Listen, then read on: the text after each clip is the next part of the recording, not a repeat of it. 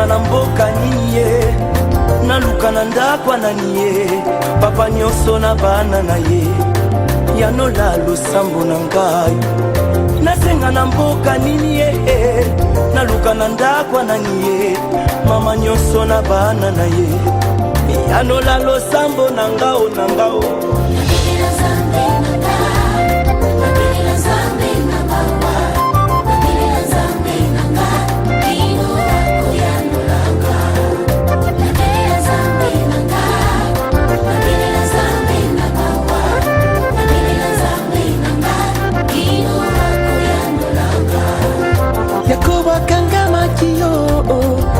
Bongola ki kombo na ye, akoma ki Israel. Bongola pe kombo na ngai, na jene na lembi ye, basalaka ndenge nini, po yanola losambo mwana, yanola losambo na ngai. Nanga yo mwana ye, oh nzambe na mawa ye, oh nzambo yako ya kabato te, ah ye.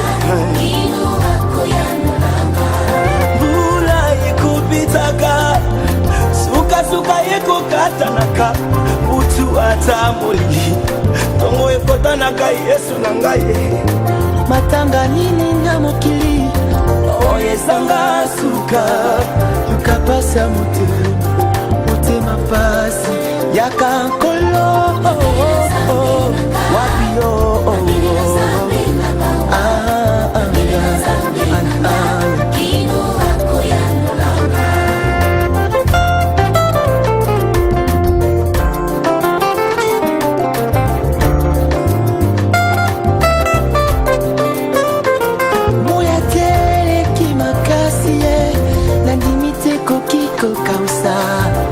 ebale monene elingi naloba ete ata pasi eleki ngai, nandimi te ekoki kolongola bilaka opesa ngai yawe.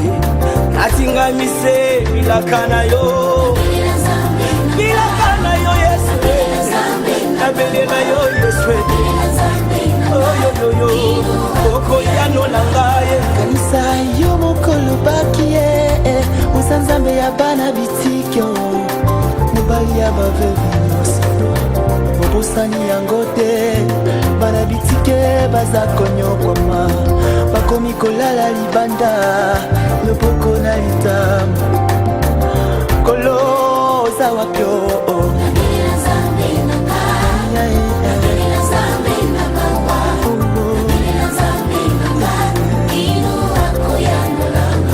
yobwaka katiba oyo yayo, kanisa olapakanda ye, okotikanga mokete kanisa kolona ngai.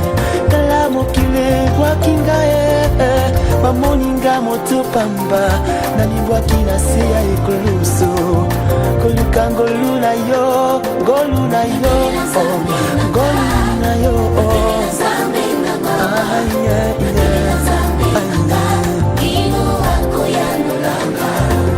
sala pengana takula usanzambe ya solo, nabitelaka yo tolo Yesu olalaka te.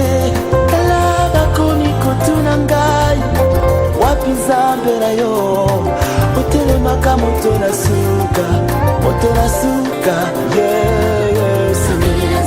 Oh nzambe na ngai, monisa loboko na yo kolo na ngai.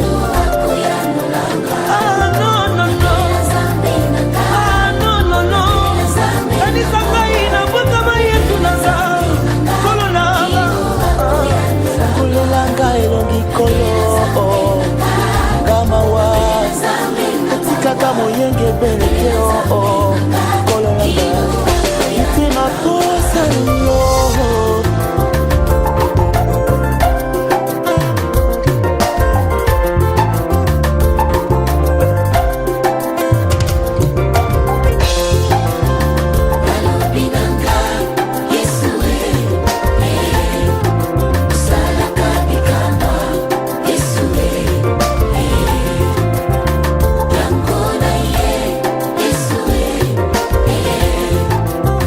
Salela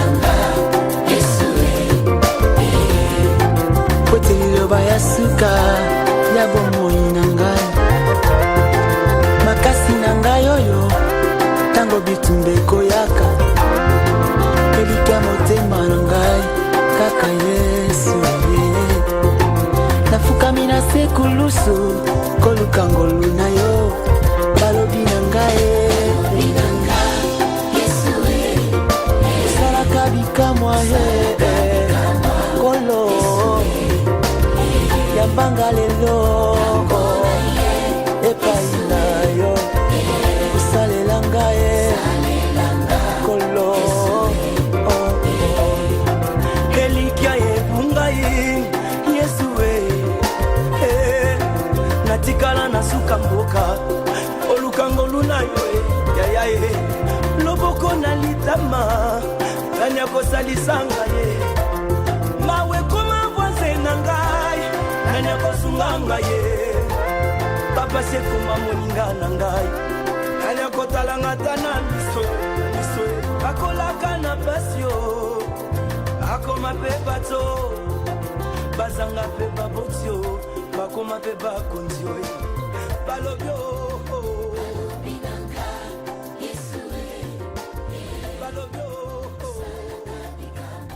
Je me nomme la sœur Bouna Chimène, je suis de nationalité congolaise de Brazzaville et depuis que je suis dans cette église, j'ai rencontré les merveilles du Seigneur parce que je suis une servante de l'Éternel et je sais que par le service que je fais dans cette église, les miracles sont en train de se faire dans ma vie, dans ma famille.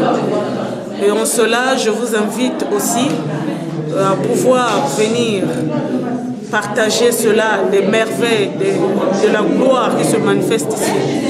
Et comme nous partons vers la fin de l'année, je vous souhaite les meilleurs vœux, le plus sincère de la nouvelle en 2015. Que le Seigneur vous bénisse. Et notre thème de cette année, c'est le thème est le surnaturel, l'année de réussite.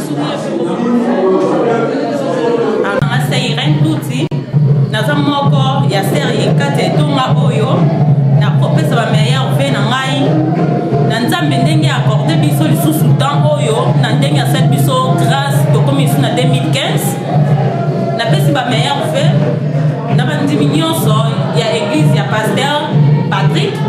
Na pesi ba meilleur fait na famille na ma famille touti. Na pesi meilleur fait na ba famille Mbaki. Na pesi meilleur fait na famille Jimo. Na pesi ba meilleur fait na ngai na famille Mola. Merci. Bonjour, je m'appelle la sœur Fanny Kebano. Je suis congolaise de Brazzaville. Je souhaite meilleur vœu à tous, à toute l'église de MCN. L'année de notre thème de cette année, c'est l'année de réussite. Donc, j'ai un grand témoignage pour cette église et que j'invite tout le monde à venir prier Dieu, Seigneur Jésus-Christ, parce qu'il est bon, il est merveilleux. Celui qui donne la vie et celui qui bénit tout le monde, celui qui ouvre les portes de notre vie. Venez à Dieu, il vous aime. Amen. Bonjour à ma sœur et ma frère Nyons pour la démission on a YouTube partout les cas partout besoin n'attend on a passé nos bonjour donc pour représenter comme les sœur Yannick qui bien on a venu na Maroc na Rabat na ça congolaise à Kinshasa. En tout cas, tout le souhaité en 2015, ils ont reçu, il y a succès, il y a élévation, tout. Mais que 2015, ils ont 2014, 2014, nous avons mais 2015, il y a que nous avons comme section à Poto, maman qu'on a une destination, il y a que nous avons ça la grande chose à coller, et ça la matin en 2014, mais en 2015, nous avons tout le monde on a mis sur les Kokisama. En tout cas, merci. Bonjour les frères et sœurs, moi c'est la sœur Théodora Kwaku. Voilà, je viens de la Côte d'Ivoire. Voilà, je suis ici dans l'église MCN. Voilà, et notre thème de cette année est la réussite. Voilà, la réussite dans tout ce que vous faites. Donc j'aimerais vous souhaiter un meilleur vœu, plein de prospérité dans vos affaires, plein de prospérité dans vos affaires, que le Seigneur vous aide dans toutes choses. Voilà, prospérité, succès et paix et joie. Je vous remercie. Ensemble dans l'église MCM, nous avons à Maroc, Kambami na berger Patrick Mwaka. Vraiment, nous avons aussi un problème, des difficultés. baya komeka nzambe ya berger Patrick Mwaka na église MCM bao nyonso baza fatigué bana ba problème na bango nzambe akosala bikamwa mpona bango et naza koprofite mpe kosouhaite kopesa meilleur mpe na bandeko nyonso bakolanda bilili oyo ezala oyo baza awa na Maroc bao baza mpe mosika na mboka même na poto souhaite bango ba meilleur mpe année 2015 ezala année ya réussite année ya bonheur ba place oyo batombaki na année 2014 année 2015 ezala vraiment année moko ya réussite année moko meilleur naza congolais ya République démocratique du Congo Kinshasa. Merci. Ngai Sœur Geneviève naza na kati ya Maroc naza na esengo makasi mpona kopambola nzambe oyo asepelaki lisusu ete ngai nazala na kati ya église ya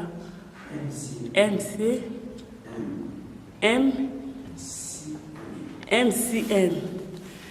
Vraiment nazo kopambola nzambe wana lisusu makasi oyo abateli biso kobanda tobandaki année 2014 si lelo tokomi presque na fin ya 2000 po tokota 2015 yango wana nazali kopesa ba meilleur vœu na famille na nga molo baza na Congo Kinshasa et puis na bandeko nyonso toza na bango awa na kati ya Maroc pe na mobali na ngai Bosco Bono na kati ya Londres nazo souhaiter bango nyonso na famille mobimba Bono na Londres ba meilleur vœu année otozo kota ya 2015 en tout cas ezala année moko ya prospérité année moko ya élévation année moko ya changement année moko ya victoire pour na biso bana na Nzambe en tout cas na sepeli makasi et puis pour la pasteur na ngai o atelemi liboso na ngai nazo souhaiter pe bonne continuité na musala o Nzambe abenga ye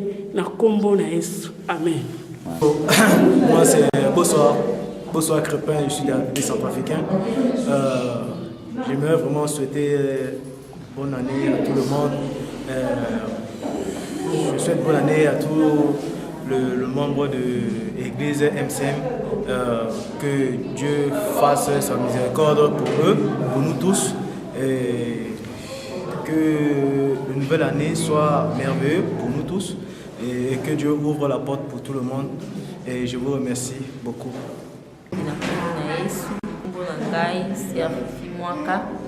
Biso toza na Maroc, église na biso MCM.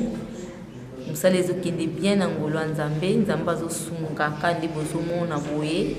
Nzambe vraiment azopambola, makambo ya Nzambe ezotambola, lolenge moko azomema musala na ye. Et puis tokomi na suka ya mbula 2014, tozokota 2015 oyo tosinome yango réveillon. Donc, ezala une année à bénédiction pour nous nyonso oyo aza dans le Seigneur et puis oyo ayebi Nzambe te vraiment na mbula oyo tozobanda 2015 asala effort vraiment ayeba Nzambe po ete makambo na ye ekende liboso na kombo na Yesu. On est en train de continuer toujours notre mission. Depuis le premier jour jusqu'à présent, nous sommes pratiquement à la fin de notre séminaire. Donc, comme je viens de vous dire, je suis le berger par la grâce de Dieu. Yango tozokoba toujours tozoba impression ya moko na biso po te bandenge nini kit elekani lelo et puis depuis le premier jour yango na zana ndeko moi si pese na ngai oyo na jour bonsoir présenter la partie ba équipe comment na Esther nous allons quitter le pilote on va les quitter lelo on a vu dans le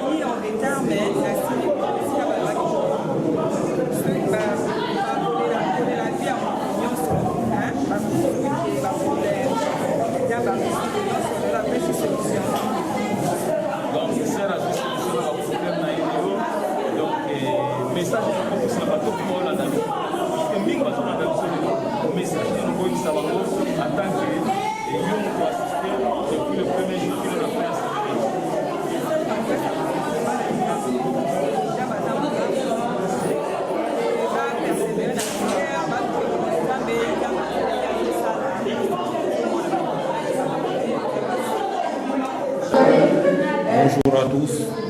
Bonjour à tous. Moi, c'est monsieur Motapong David. Je suis camerounais d'origine, résident au Maroc. Et je voudrais souhaiter bonne année comme ça ainsi à toute la famille que j'ai laissée au Cameroun et prier Dieu en sorte que pour le remercier pour tout ce qu'il a fait pour moi pendant toute l'année 2014. C'était une année tellement qui allait vite pour moi. Je ne savais pas que le Seigneur pourrait faire tant de choses pour moi jusqu'à ce que je suis arrivé dans ce pays qui est le Maroc. Je devais d'abord remercier le Seigneur et lui dire merci et souhaiter une bonne année à toute la famille que j'ai laissée au Cameroun, précisément ma petite soeur, mon père, ma mère, tous mes amis, y compris la famille, sans oublier tous ceux que j'ai laissés comme amis et que je n'ai pas pu citer. La liste serait très longue si je commence à citer. Bonne année à tout le monde ici au Maroc. Je voudrais souhaiter une bonne année à toute la communauté de l'église MCM ici à El Nada, parce que c'est grâce à eux qu'ils nous guident dans le bon sens et dans la croyance en Jésus-Christ. Merci. On dit Kassim de la nationalité congolaise. Juste passer mes meilleurs vœux à tout le monde qui me suit dans ce moment, dans tous les quatre coins de la terre. Que la grâce et la paix de notre Seigneur Jésus-Christ nous accompagnent dans cette année nouvelle. Que cette année soit une année de l'accomplissement de la grâce divine, de la faveur surnaturelle pour tous. Mais une chose, que nous puissions toujours marcher dans la voie de Dieu, suivre les commandements de l'Éternel. Car il est écrit, à tous ceux qui mettent en lui sa confiance, ils ne sont jamais déçus. Donc si vous mettez simplement la confiance à Dieu veut dire marcher dans ses principes, garder ses lois et observer, le mettre en pratique. La mise en pratique c'est important et tant que vous mettrez en pratique sa parole, c'est alors qu'à chaque instant vous allez voir la grandeur de Dieu dans nos vies. C'est ainsi, je souhaite à tout le monde mes meilleurs vœux, à vous tous, que la grâce du Seigneur vous accompagne dans cette année nouvelle. Que la paix du Seigneur aussi soit avec vous dans tout ce que vous allez entreprendre, dans tout ce que vous allez faire. Que l'Éternel vous accompagne. Je sais que la Bible dit qu'il bénira l'œuvre de nos mains. Je sais que dans cette année nouvelle, l'Éternel va bénir l'œuvre de nos mains. Tant que nous demeurons dans sa parole, nous demeurons dans sa maison, nous cherchons toujours à marcher selon ses principes. Car il est écrit, « l'homme qui ne marche pas sur la voie de mon cœur, qui ne s'assied pas dans la voie du pécheur et qui trouve son plaisir dans l'œuvre de Dieu, dans la loi de Dieu. Il est comme un arbre placé près d'un courant d'eau. L'arbre qui est placé près d'un courant d'eau, c'est celui à qui, même s'il n'y a pas plu, il y aura toujours des bons feuillages.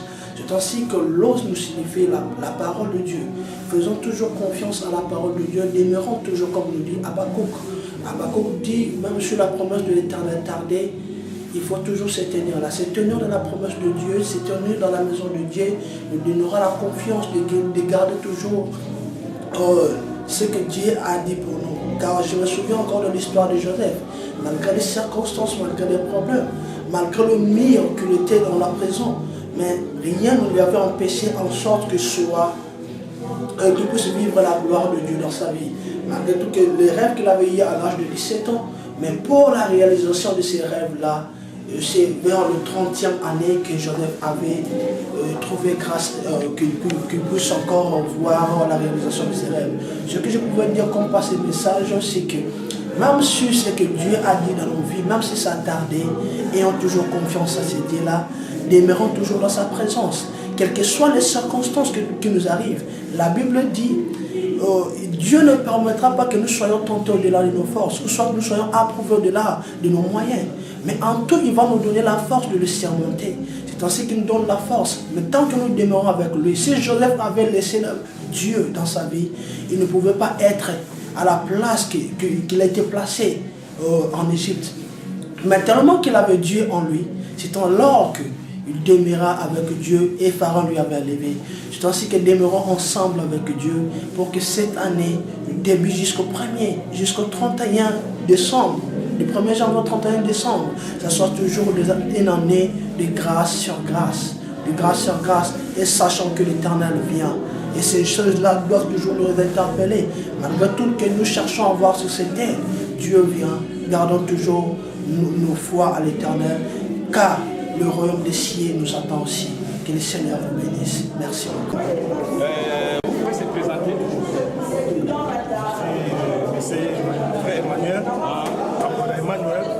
nationalité la nationalité camerounaise. Par rapport au message, parce que c'est vous qui êtes l'interprète, qu'est-ce que vous pouvez dire par rapport à ce message d'aujourd'hui? I was really touched with the message of the apostle today, and honestly speaking, I know my life will never remain the same, and not only me, the entire church as well, everybody is being touched with the message of today. And we are very happy to, and we are very happy and have the opportunity to have a man of God like this in our midst, and we thank God for him so very much. The whole entire church is blessed through his message today. Amen. Donc il remercie Dieu par rapport à ce message d'aujourd'hui, parce que le message d'aujourd'hui avait touché presque tout le monde. Donc il est tellement content par rapport au message d'aujourd'hui. Quelle nouvelle vous pouvez adresser à toute personne qui nous suit partout dans le monde? First of all, thank God because we have the opportunity to receive Apostle Molawe with us today. And I just pray that the same God that has given us this blessing in abundance, that has broken every yoke of ill-luck in our lives, let that same God do the same thing for them. Amen. Bakombola mon frère Christian, l'ensemble de l'église MCM, ils ont à Maroc, Kambami na berger Patrick Mwaka. Vraiment, nous avons aussi un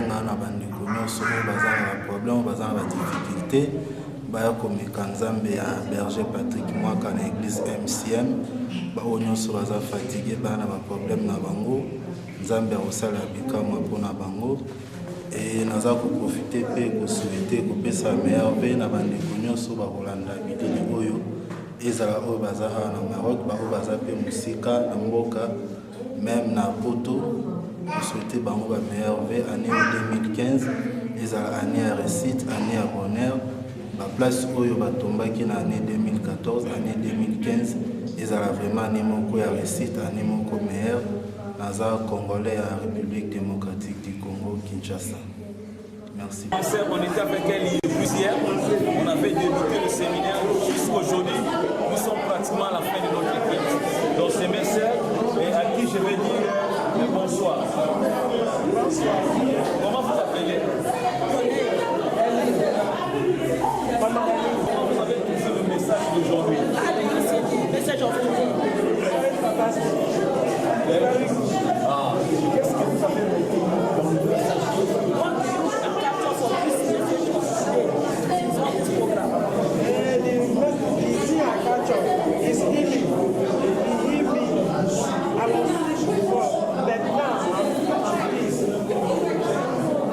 La sœur dit que le message qu'elle a reçu, elle a reçu la guérison. Elle était gravement malade. Elle a reçu la guérison.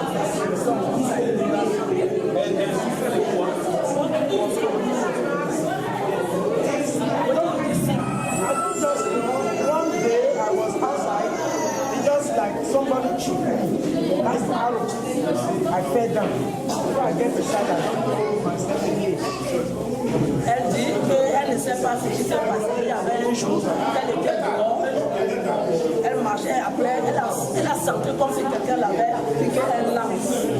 Elle est tombée. Avant qu'elle arrive à la maison, elle était inconsciente. Quel message vous pouvez parler à toutes les personnes qui nous suivent partout dans le monde? What message can you say for the whole people who are listening there was for all over the world? The message I will give them, we ask them to believe in God. God is alive. God can heal you. He can raise the dead. He can go from nobody. Et tout ce qu'elle peut dire, le message qu'elle dit aux gens, que tout le monde entier, c'est qu'il veut que tout le monde doit croire en Dieu et qu'ils savent que Dieu est vivant. Il peut guérir les malades, et faire ressusciter les morts, et faire beaucoup d'autres choses que ça. Que Dieu vous bénisse. Amen. Je me présente Bijou Madawa. J'aimerais vous souhaiter aussi bonne année, joyeux Noël à toutes, à tous ceux qui se trouvent dans ce monde entier.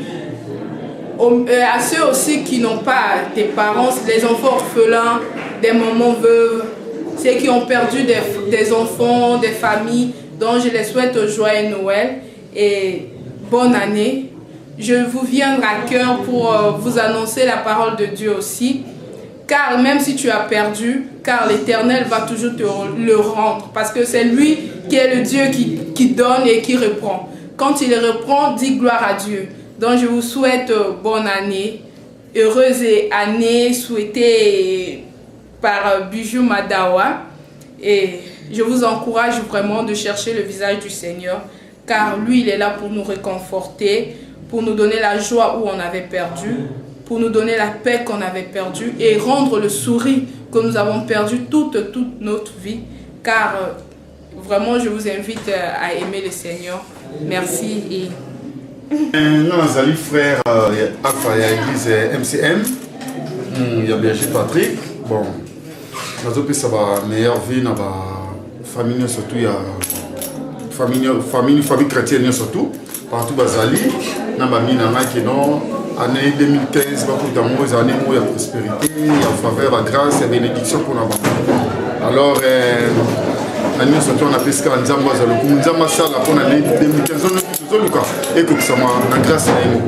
Donc, on a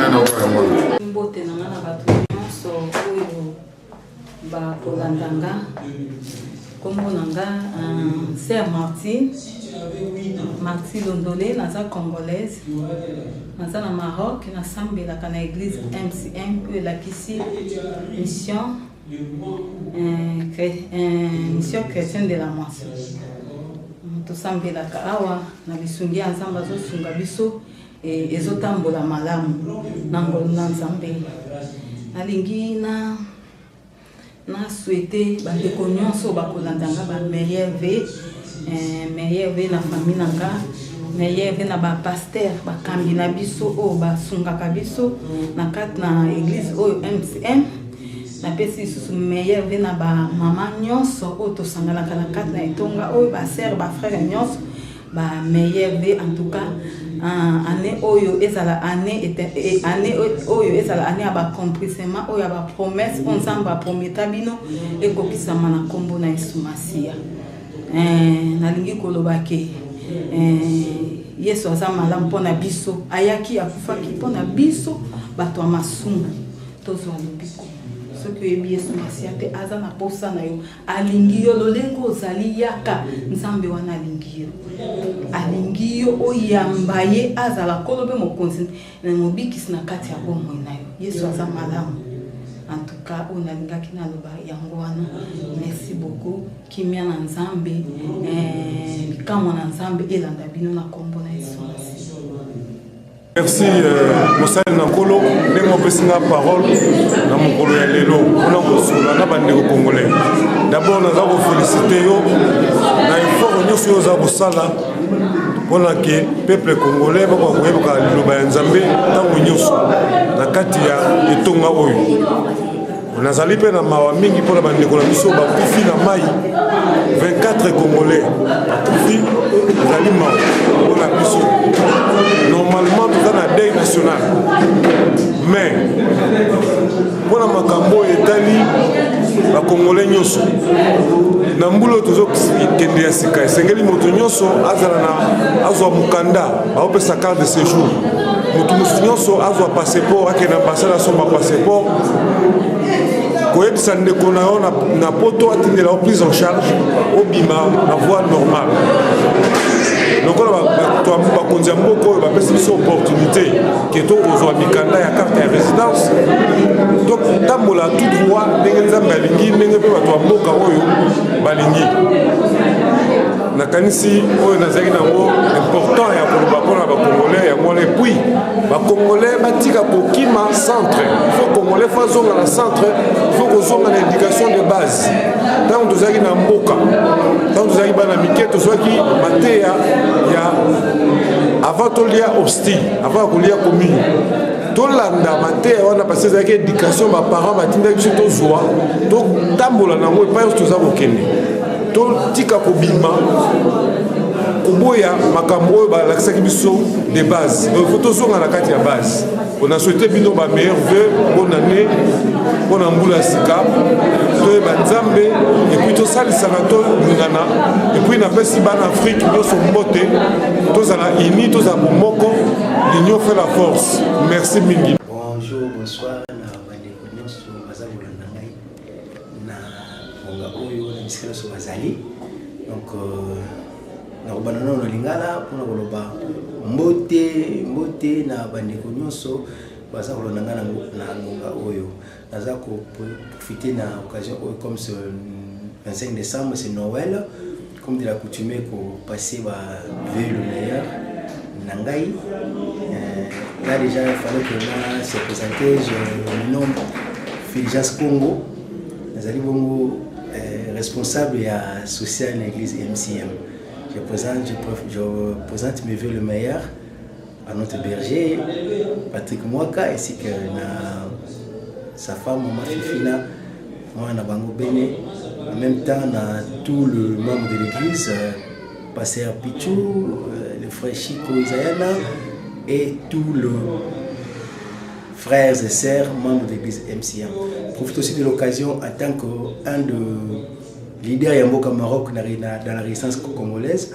Je profite en même temps pour présenter mes vœux le meilleur à tous les peuples congolais en général. Les peuples congolais, c'est-à-dire là j'ai dit aux patriotes congolais, aux vrais congolais des souches. Panaba, et tantôt plutôt, je présente mes vœux le meilleur dans le couple Mwanda Nzamboko Atumba, notre président national, ainsi que toute sa cabinet naye, na Mama Kalilo Keke, na DCA Bokulu Bochwa, na Bakonzi Nyon surtout, sans oublier Bakonzi Amisi Nangambo à London. Mes vœux le meilleur na Frédéric Batoua Femo, le président régional, ainsi qu'à tous les PT, les présidents territoriaux, ainsi que Babiono surtout à Bareko dans le monde entier. Vraiment, mes vœux le meilleur dans ma famille, la famille Nanga, na Pessi, mes vœux le meilleur. Dans l'église de na Kolo, merci. Bien-aimé dans le Seigneur, moi je suis la sœur Belinda, je suis de la nationalité congolaise.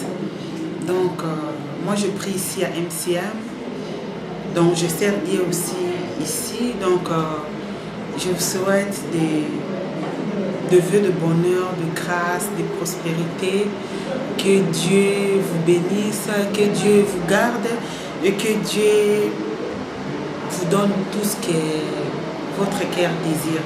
Donc venez le 31 ici pour célébrer le Tout-Puissant, pour louer notre Dieu, parce qu'il nous a protégés depuis le mois de janvier 2014 jusqu'à janvier 2015. Donc, je vous souhaite la bienvenue, je vous aime tous. Shalom, shalom, shalom, peuple de Dieu. To pamboli nzambe na biso na makamba minene aza kosalela biso nzambe oyo alalaka te animbaka te tozopambola ye parce que totina kopase année 2014 ozalaki année ya surnaturel to passé ba grande chose na kati ya église oyo MCM soki nazotala combien nzambe wana ayebaki na kosalela biso pendant cette année, ça vaut la peine ya rendre gloire epai na ye. Tozomona combien kaka na année oyo ndenge nini nzambe ayebaki na kokangola bato toyebaki lobi bazalaki peut-être bazalaki na kati na mavi ya mabe bazalaki na kati na molili, mais année 2014 bayebaki na koyeba nzambe wana. Voilà pourquoi tozo pesa ye le kumu pour la merveille ou asali kat na oezale sika. Et non seulement akangola ki batu kat na ndeo na MCM asale kete non nzela na ministère oyo batebele ba vivre ba merveille ba vivre ba mobembo ba vivre ba carte de séjour. Kozwa carte de séjour na mboka oezala ki problème. Kozwa carte de séjour sengela kete moto akota na ndenge moko logique. Mais nzambe lokola tikala kanzambe asali ete biso lelo toza ba carte de séjour vraiment wana ezali toujours surnaturel makambo ezali ko salema te kasi salemi. Donc par là nazo pesa nzambe le kum parce que a se manifester puissance na ye na année yo na kat na église na ye na pamboli koloana nazo profiter na pesa ba dédicace na ngai na moto na nzambe ezali le berger Patrick, le fils de l'homme, et accompagné na moi sinaye, ozali Maman Fifi Mwaka, na pesi na souhaité bango ba meilleur vœu na kanisi ozali papa na biso Chico na kanisi ozali maman na biso Martine na kanisi papa Flori na kanisi Hervé Mosengo na kanisi ozali Napoléon Iboala et sans oublier na mukine na bosanité ozali pasteur nanga pasteur Eluka Beya elongona mwasi na ye et sans oublier ma mère chérie maman Christine Moudiakoubi et toute la famille Moudiakoubi na souhaité bino ba merveille que 2015 ezala nemoko ya progrès pona bino 2015 ezala nemoko ya succès pona bino et sans oublier Jetubila elongona mobali na ye ozali papi Kinzi na kati na Majesté et sans oublier ma petite sœur chérie oh nalinga komingi Pamela Bila Kenzambe nanga amona bino Nzambe nanga abatela biso merveille à toute l'assemblée de l'église MCM Ozakat Naraba. Merci Jésus. Je bénis Dieu par la grâce de Dieu pour ces jours-ci qu'il nous a donné parce que c'est un Dieu merveilleux. Et je réponds au nom du pasteur Patrick. Je dirige l'église MCM par la grâce de Dieu. Et pour cette année 2015, je souhaite de bonnes fêtes, de bonnes années dans la vie de tout un chacun de nous. Cette année, c'est une année de réussite pour tout un chacun de nous. Toute personne qui me suit partout dans le monde, bien-aimé dans le Seigneur, que cette année soit une année de progression, une année de réussite, une année de la prospérité, une année de la faveur de Dieu. Tout ce que nous avons à tant prier, demander de la part de Dieu, que cette année, qu'on puisse recevoir cela, que Dieu vous bénisse. Merci.